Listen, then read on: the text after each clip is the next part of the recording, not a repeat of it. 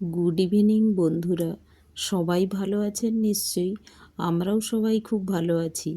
আমি রুম্পা, আজও চলে এসেছি সব দিনের মতো রুম্পাস হেলদি ফুড চ্যানেলে। আজ বানিয়েছি খোকা ইলিশ দিয়ে বেগুন দিয়ে মাছের ঝোল। তো তার জন্য কিছুটা খোকা ইলিশ নিয়ে নিয়েছি, আর এটা ভালো করে ধুয়ে আমি লবণ হলুদ মাখিয়ে নিয়েছি। এখন গ্যাসের ওভেনে তাওয়া বসিয়ে দিলাম আর দিয়ে দিলাম সর্ষের তেল। আর তাওয়াটা একটু ভালো করে গরম হলেই মাছগুলো দেবো, নয়তো মাছগুলো ভেঙে যাবে। তো দেখুন তাওয়াটা থেকে ভালো করে গরম হয়ে গিয়েছে, ধুঁয়ো ধুঁয়ো উঠছে। তো এই সময় আমি মাছগুলো এক এক করে তাওয়ায় দিয়ে দিলাম, আর মাছগুলো ভেজে আমি তুলে নেব। এক পাশটা হয়ে গিয়েছে, তো এখন মাছগুলো আমি উল্টে দেব।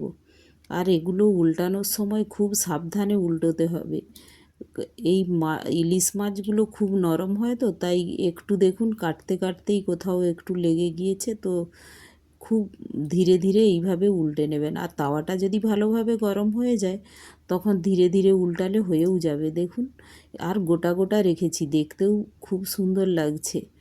তো এইভাবে সব মাছগুলো আমি ভেজে নিলাম। এখন গ্যাসের ওভেনে আরেকটি কড়াই বসিয়ে দিলাম, আর কড়াইয়ের মধ্যে দিয়ে দিলাম রাঁধুনি ফোড়নে। রাঁধুনি দিলে যে কোনো মাছের টেস্টটা আরও বাড়িয়ে দেয়।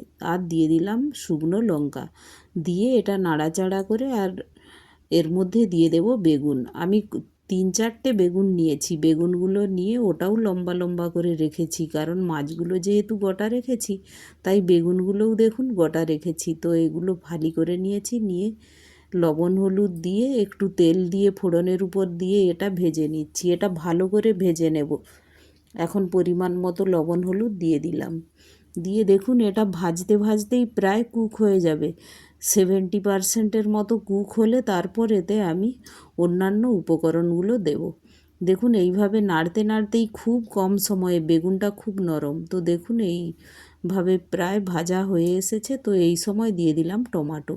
টমাটো দিয়ে বেগুনের সাথেই আমি নাড়াচাড়া করে নেব। বেগুনটা দেখছেন সফট হয়ে গিয়েছে। তো এই সময় আমি এর মধ্যে দিয়ে দেব 1 টিস্পুন সর্ষে আর পোস্ত একসাথে লবণ দিয়ে আমি বেটে একটু জলে গুলে রেখেছিলাম, ওটা এখন এর উপর দিয়ে দিলাম। দিয়ে আমি একটু নাড়াচাড়া করে নেব। আর এটা দেওয়ার সঙ্গে সঙ্গেই এটা একটু নাড়াচাড়া করেই আমি এর মধ্যে ঢেলে দেব জল।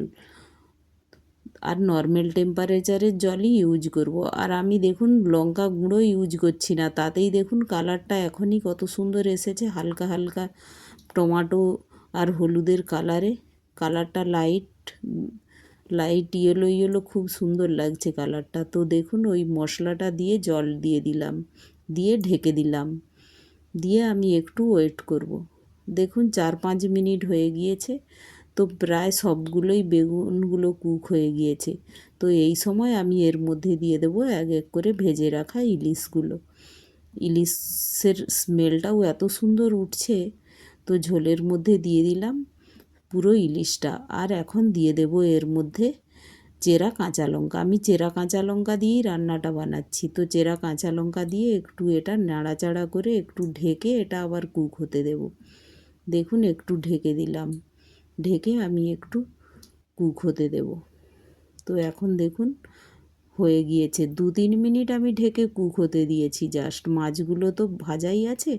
তো এখন উপর থেকে দিয়ে দিলাম ধনেপাতা কুচি, দিয়ে আমি একটু এটা নাড়াচাড়া করে ঢেকে আবার এটা একটু রেস্টে রেখে দেবো। আর গ্যাসটা আমি বন্ধ করে দিলাম। 2 মিনিট পরে আসছি। দেখুন রান্নাটা আমার কত সুন্দর হয়ে গিয়েছে। তো দেখুন কালারটাও সুন্দর এসেছে, আর বেগুন দিয়ে ইলিশ খুব সুন্দর লাগে। খোকা ইলিশ এইভাবে গোটা গোটা রান্না করবেন তো খুব সুন্দর লাগে গরম ভাতের সাথে। তো এখন আমি রাইসের জন্য একটি প্লেটে তুলে নিয়েছি। দুটো ইলিশ নিয়েছি, একটু বেগুন নিয়েছি আর ঝোল। এটা দিয়েই পুরো খাওয়াটা হয়ে যাবে। তো দেখতেও যতটা সুন্দর লাগছে, টেস্টও ঠিক অতটাই সুন্দর হয়েছে। তো একটি লাইক, শেয়ার ও সাবস্ক্রাইব করে দেবেন। Thank you.